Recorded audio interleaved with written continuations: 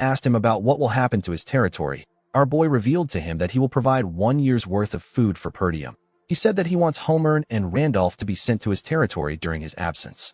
The administrator and the knight captain were surprised to hear this. They were very happy to hear that Ghislain was going to provide Perdium with a year's worth of food. Walter told his son that this is not important right now. He reminded him that he said that the Rayfolds are planning to harm them. He asked his son if he knows what it means for him to leave his post now that a rebellion has broken out. Ghislain told his father that he understands that they won't stand a chance if Rayfold and Desmond join hands to attack them during his absence. He raised his longbow and fired an arrow at a bird that was hovering above them. His arrow easily went through the bird. He explained to the Count that Amelia still needs some time to stabilize her territory since she just took control of the internal affairs. He said that they need to gather enough power to resist during this time. Walter was shocked to hear this. He asked his son to tell him what he means. Ghislain told his father that they need to get the kingdom on their side. In the next scene, we see a man present a gloomy and dirty mansion with poor infrastructures to Ghislain. He told him that this is the cheap, huge, and marvelous castle he requested for. Our boy asked Belinda about how it looks. With a nervous look on her face, the woman said that it is quite spacious. Alfoy and Claude moved close to the man and asked him to tell them what is wrong with the mansion. The man was also aware of the state of the mansion. He told the men that the place has been unsupervised for a long time.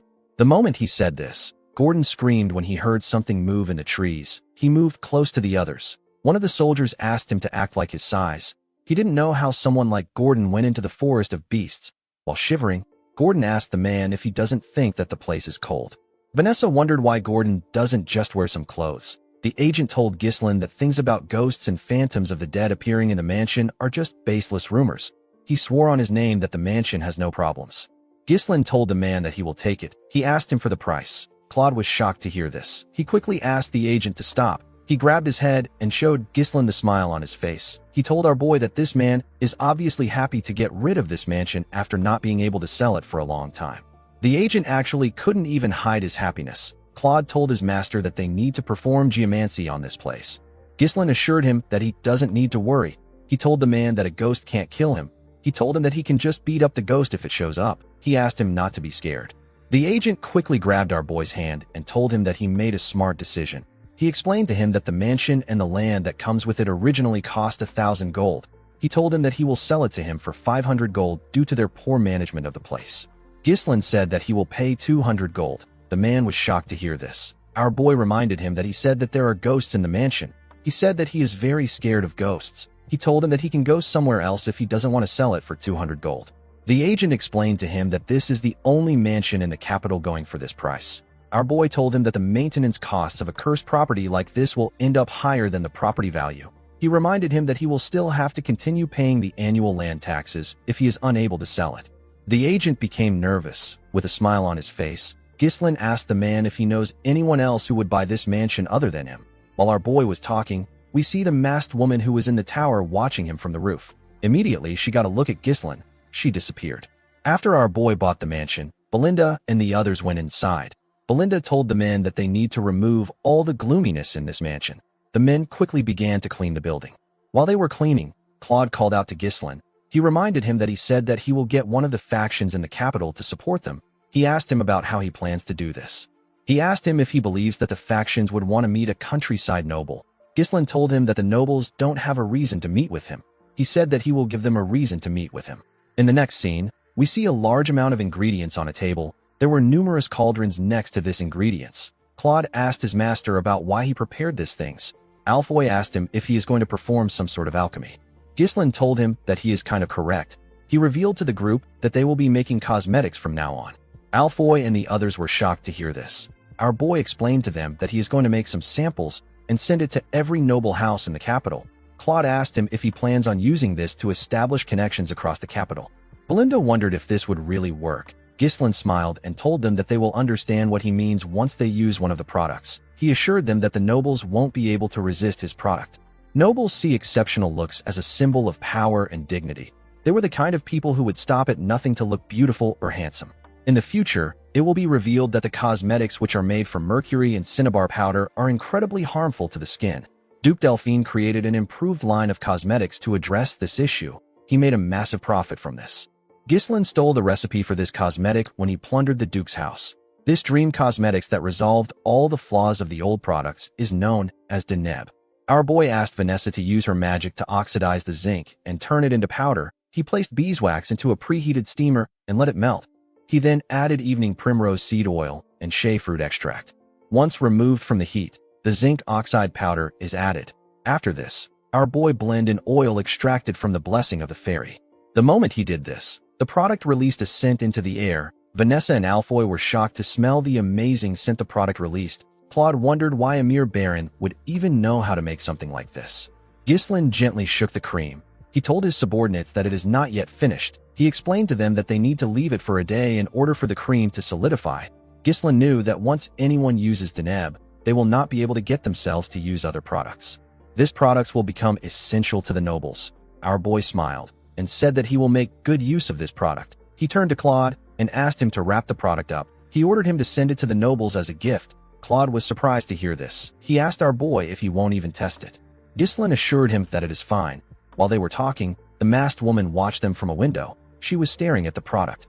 Later in the night, we see a heavy rain falling in the capital. Everyone in the mansion was asleep. The masked woman appeared in the mansion. She appeared in the room where the products were. She moved close to the wrapped products and picked one up. She opened the product and gently touched the cream. While she was looking at the cream, Ghislain appeared behind her. He asked her if she is the ghost from the rumors. The woman was shocked to hear his voice. She quickly turned around. Ghislain told her that he can guarantee the effects of his product. A heavy lightning struck when our boy said this. The woman quickly drew a sword and charged at Ghislain. She appeared in front of him in an instant. Our boy drew his sword and blocked her attacks before it could touch him. The woman tried to thrust her blade at him, but our boy blocked it before it could touch him. He swung his sword at her and pushed her back. The woman turned around and attacked his back. Ghislain was able to move his sword behind him to stop the attack. He pushed her sword back. The woman took a stance and pointed her sword at him. Ghislain recognized this sword technique. The woman thrust her sword at him. Our boy easily blocked it. He pushed her sword back. He and the woman pushed each other away and swung their swords at the same time. They parried each other's attacks. Ghislain recognized this grace, modesty, and spiral of roses that this woman displayed. Every single one of her movements draws a graceful trace. The woman raised her sword and swung it at our boy from the side. Ghislain easily blocked the attack. He grabbed the woman's hand and dragged her. He put his blade close to her neck. The woman was unable to move. Ghislain found it odd that a lady like her is pretending to be a ghost in a place like this. He asked the woman about her relationship with the Bramford family. A while later, we see Belinda and Gillian rush into the room. Belinda was only wearing a garment. She held her dagger in her hand. Gillian asked his master about what caused the noise. When they got inside the room, they saw their lord looking at an open window. Ghislain asked them to go back to their rooms and rest. He said that things might actually work out better than he expected. The scene shifts, and we are taken to a more beautiful mansion. We see a woman standing in front of a mirror after getting her makeup done. Her maid told her that she is as beautiful as ever. This woman is the Countess of Elizabeth. Her name is Muriel. Muriel wasn't satisfied with her face. She knew that her face was burdened with all kinds of paint and powder. In her youth, she was a pioneer who led the fashion world of the capital. Every woman imitated her cosmetics, and they wore clothes styled to look like hers. However, her fame began to fade as the years passed. Her makeup is now nothing but a veil to hide the passing of time. Muriel wondered if she can never return to her glory days again. While she was thinking, her maid informed her that she has to go to the salon. The moment the Countess turned around, she saw something shocking. Her maid's face was glowing. Her skin looked amazing. Muriel grabbed her face. She felt the moisture and the firmness of her skin. She ordered the maid to tell her what she did to her face. The woman revealed to her that Count Elizabeth received cosmetics as a gift, but he didn't want them, so he gave them to the maids. She told Muriel that her husband received it as a greeting from a noble who just arrived in the capital. In the next scene, we see Muriel's carriage at Ghislain's entrance. Alfoy, Claude, and Gordon were shocked to see the woman's golden carriage and white horses. They wondered if the queen was coming to greet them. Claude realized that Ghislain's cosmetics idea worked. He watched the Countess step out of the carriage with her feather fan, when he pushed him and asked him to greet the Countess.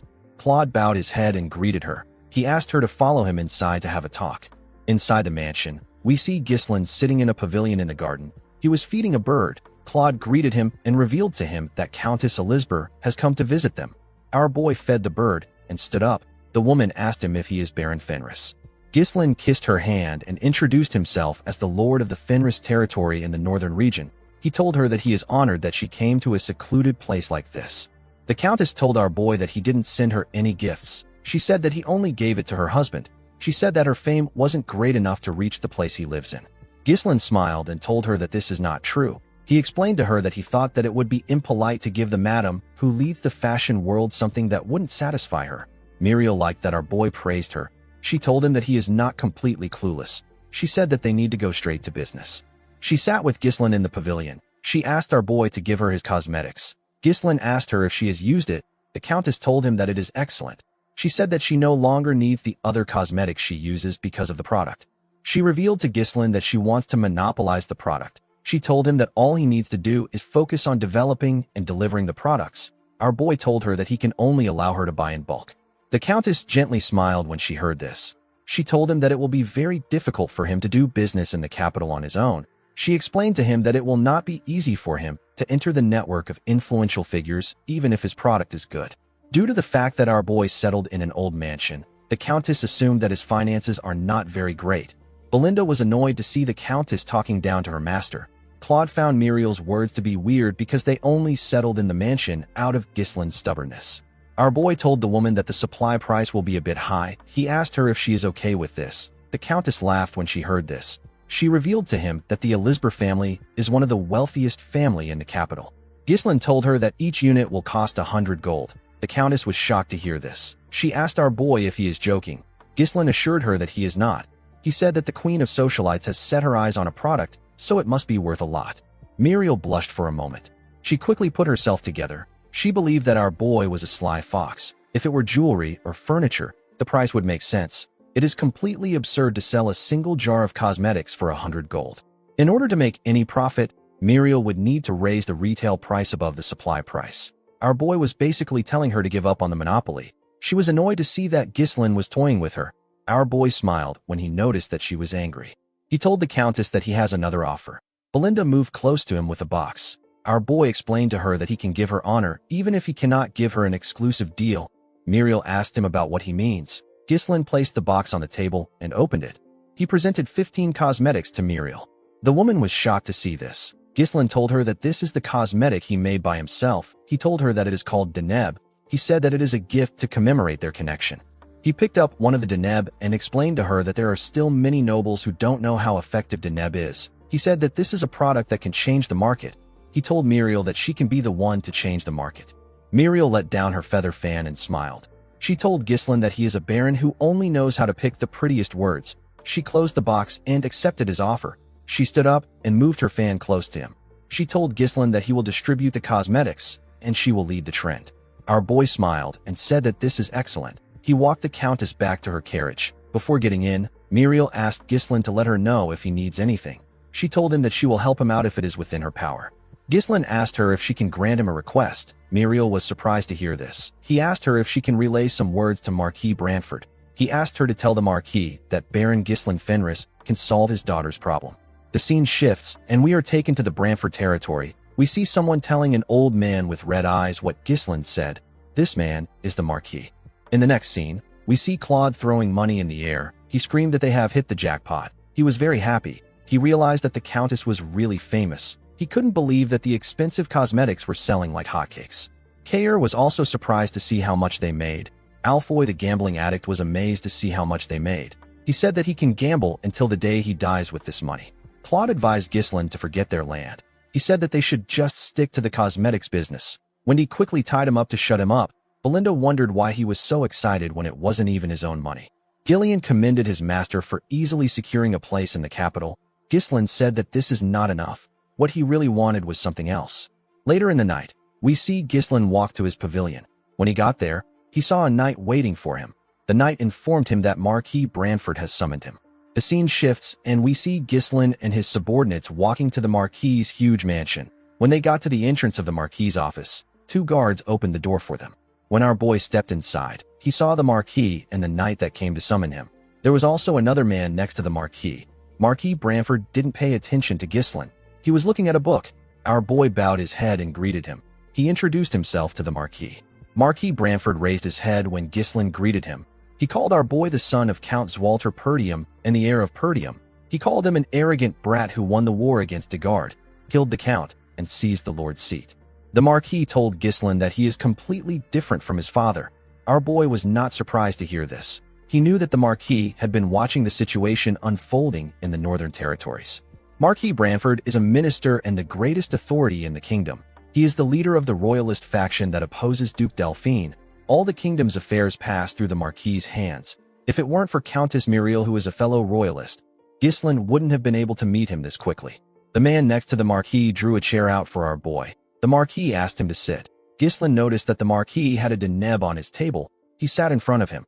The Marquis told our boy that he heard that he claimed that he can solve his daughter's problem.